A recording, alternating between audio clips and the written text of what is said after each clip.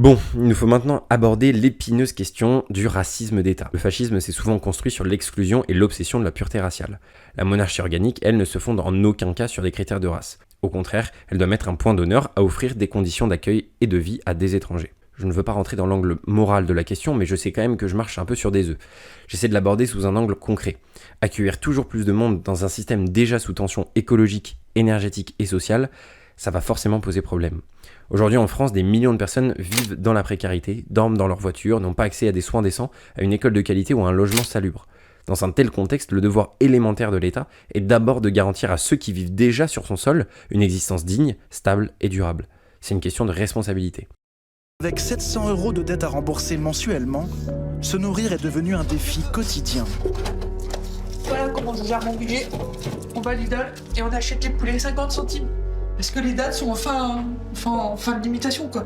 Donc on achète comme ça et on congèle. Et je peux vous dire que, vous voyez, tout ce que j'ai dans mon congélateur, c'est ça.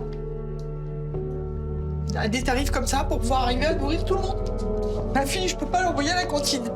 Parce qu'il faut que je paye 40 € pour remplir la carte à chaque fois.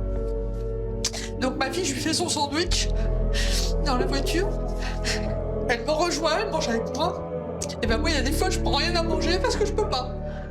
Et c'est là qu'intervient la notion de charité bien ordonnée. Depuis les Grecs et les chrétiens, on nous a transmis une logique claire. On aide d'abord sa famille, puis ses amis, puis ses concitoyens, ensuite les étrangers et enfin l'humanité dans son ensemble. Ça n'est pas du mépris, on ne peut pas prétendre accueillir la misère étrangère si l'on abandonne les nôtres à la rue.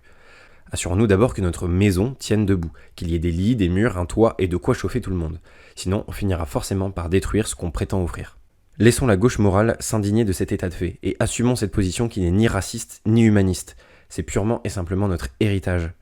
En revanche, la vraie solidarité ne s'arrête pas aux frontières. Elle consiste aussi à relocaliser nos économies, à aider dans une certaine mesure les pays d'origine à se stabiliser s'ils le souhaitent et à adapter notre propre société à vivre avec moins de pétrole, moins d'impérialisme et moins d'échanges destructifs.